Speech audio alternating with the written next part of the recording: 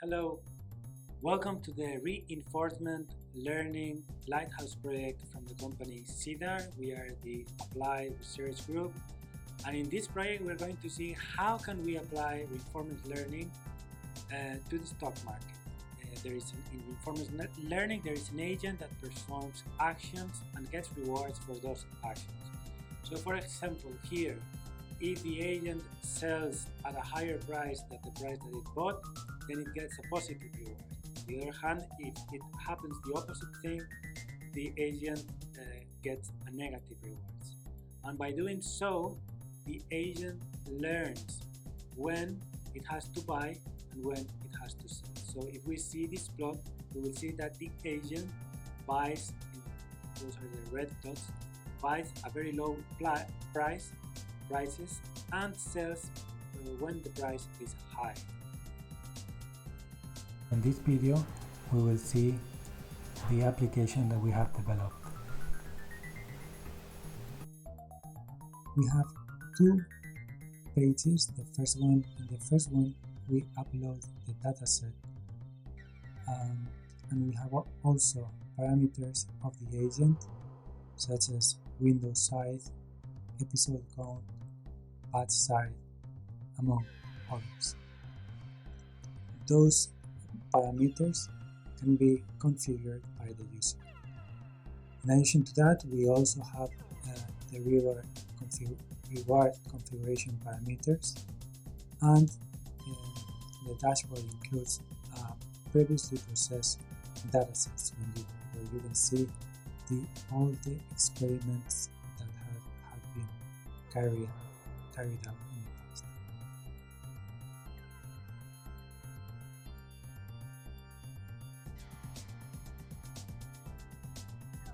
The next page is an overview of the experiments, and here we plot an analysis of the results, and we can see several parameters of the experiment, just like the time that it took, and also it includes plots about the experiments. We have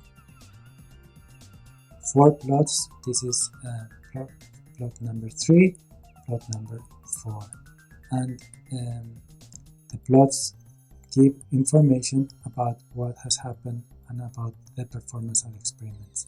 So let's run an experiment and see how this program goes. First of all, we select a data set. In this case, it will be like a sinusoidal signal. Once we select the data set, we give the parameters to the agent. In this case, is the window side. We would say that it will be like 25 time steps. And here is the number of episodes that we want to run. Let's say that we want to run 500 episodes. The parameters also include information about what do they mean. For example, the episode count explains that what is the episode count, and also has nice images about the parameters to make it much more clear and much more understandable. Those were the parameters for the agent, and we also have parameters for the reward configuration.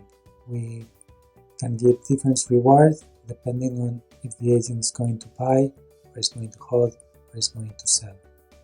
So we give a reward of 2.